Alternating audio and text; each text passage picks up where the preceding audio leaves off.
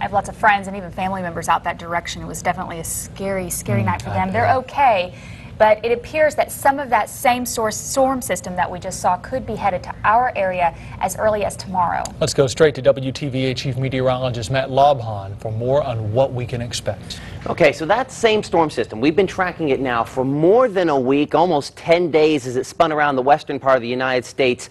And now it is moving a little bit quicker, as you'll notice on this loop here from the last 12 hours, kind of quickly moving toward extreme western Arkansas. There were the tornado reports in North Texas last night, and has spun off this one line of thunderstorms, mainly hail reports out of that at this point, in a tornado watch box and one tornado warning at this hour south and west of Monroe, Louisiana. So this part of the storm system is going to spin down southward, south of Jackson tonight. It's brought in some rain showers this evening, but this has triggered what we refer to as a slight risk, a very low-end potential, maybe for some isolated reports of severe weather this evening, but that will stay out to the west of us. The reason that's important is because by tomorrow, I think we'll have to include part of our area in that possible risk for severe weather. It's what meteorologists would refer to as a conditional risk, and we call it that because there are a number of conditions that have to come together that might not all come together to produce severe weather. But if they do, we're going to have it. So we'll have more discussion on those conditions and that possibility here in a couple minutes. This evening,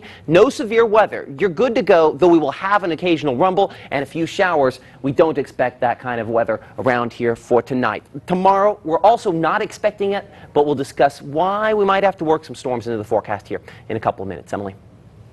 Matt, thank you very much. Remember, you can always keep track of the latest weather online or on your smartphone. Download the WTVA weather app and get instant access to the latest radar, temperatures, and any watches or warnings. The WTVA weather app is available right now. It's free and can be used with all smartphones and tablets. Authorities in Chickasaw County have released the name of the man killed in an overnight multi-vehicle crash. The Highway Patrol says 58-year-old William Fulford from Nacogdoches, Texas, died in an accident that happened just after 11 last night. It involved two cars and an 18-wheeler. The crash was on Highway 45 alternate near County Road 406. The accident is being investigated by the Highway Patrol. In Starkville, police have arrested a man in connection with a restaurant robbery. 35-year-old Jerry Jermaine Payne walked into the Ruby Tuesday on Highway 12, then walked around the restaurant, approached a table, and then hit a man with his fist. He then grabbed his wallet and took off. Payne was later spotted by officers on Vine Street, where he was taken into custody. He's charged with robbery, and his bond is set at $75,000. A North Mississippi manufacturing company is laying off workers. Plumrose USA has laid off 100 workers at its meat slicing plant in Booneville. The workers were notified Friday. Plumrose makes sliced sandwich meats for major retailers such as Albertsons, Safeway, Winn-Dixie, and Walmart. Plumrose is headquartered in East Brunswick, New Jersey. The Boys and Girls Club served up some hot burgers today at their annual Burger Bash in downtown Tupelo. The meal included a burger, chips, a cookie, and a beverage, and all of the money raised supports operations at the North Side and Haven Acres Boys and Girls Clubs here in Tupelo. Close to 500 hamburgers were sold. The sweet aroma of roses filled the air of the Renaissance Bank in downtown Tupelo today. The bank lobby was the location of the 14th annual Northeast Mississippi Rose Society's Rose Show. The show is usually held around Mother's Day, but due to the recent weather, this year's show had to be postponed. Members of the society say they are pleased with the number of roses. Participants competed in several classes, including fully opened roses and miniature roses. The weather's been so cold that most of us did not have very many blooms, and so we called most of the members of the society and agreed that if we could wait one more week, we'd have lots more roses. And the weather cooperated, and you see the results. The queen of the show went to Lee Pryor Caldwell with her flower Veterans Honor. The best in show went to Emily Hall with her flower Radiant Perfume.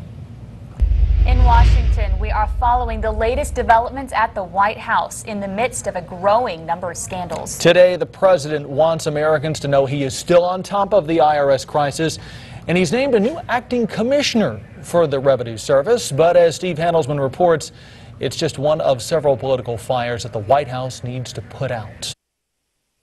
Please be seated, everybody. Good afternoon. Surprised by rain in the Rose Garden and by 3 controversies. President Obama, with the Prime Minister of Turkey today, vowed the IRS will no longer target political groups. It is just simply unacceptable for there to even be a hint of partisanship. The president insisted he did not know that IRS agents were demanding Tea Party donor lists, even though his top appointee in Washington was aware. Acting IRS Commissioner Stephen Miller forced out yesterday.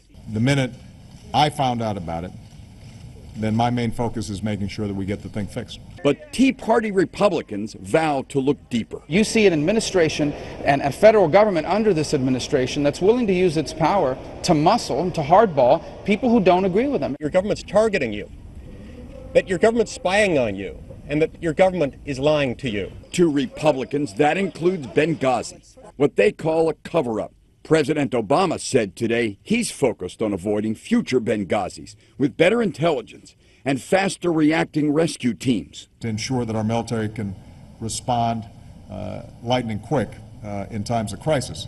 And no criticism of his Attorney General. I have complete confidence in Eric Holder as Attorney General. It's Holder who's now investigating the worst Obama crisis, IRS.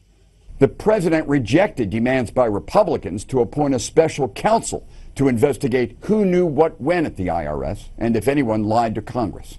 I'm Steve Handelsman, NBC News, Capitol Hill.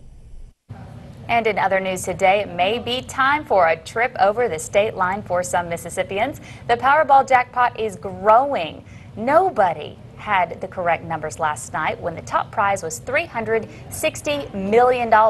Well, now the new jackpot in the Powerball lottery is expected to be nearly $500 million for the next drawing, which will be on Saturday night. BP is trying to put a stop to what it calls excessive claims from the 2010 oil spill in the Gulf of Mexico. BP wants the wants U.S. courts to provide an injunction, arguing that Gulf Coast businesses have filed multi-million-dollar claims for non-existent, artificially calculated losses. The oil giant says it has already paid out billions of dollars in recovery funds since the spill. Police in New Orleans say they have arrested a second suspect in the shooting that injured 20 people at a parade on Mother's Day. They identify the second suspect as Sean Scott, the brother of the man already charged in the shooting. Akeem Scott appeared before a judge today. His bond has been set at $10 million. 2 U.S. soldiers and 4 American military advisors are among those killed in a deadly attack in Afghanistan. It is the most violent attack to take place in the Afghan capital in months. At least 15 people were killed when a car bomb went off next to a U.S. convoy. An Islamic militant group has already claimed responsibility for the attack. The balance of violence shifted against the rebels today in Syria. Opposition forces were ordered to retreat from its attack on a prison in northern Aleppo. The rebel assault began at dawn yesterday, but despite heavy rocket fire, the rebels were unable to make a dent in the military defenses. Officials had hoped to release more than 4,000 prisoners held inside a prison. Firefighters in Wisconsin are now allowing families back home after a raging wildfire forced evacuations this week. Firefighters have now managed to contain the 9,000-acre fire. That fire has been burning since Tuesday. It has consumed 17 homes and 30 other structures. Officials say it is the largest fire to hit the region in more than 30 years. At the Capitol today, a Senate panel has endorsed the nomination of Justice Department official Thomas Perez to head the U.S. Department of Labor. All Republicans on the committee voted no.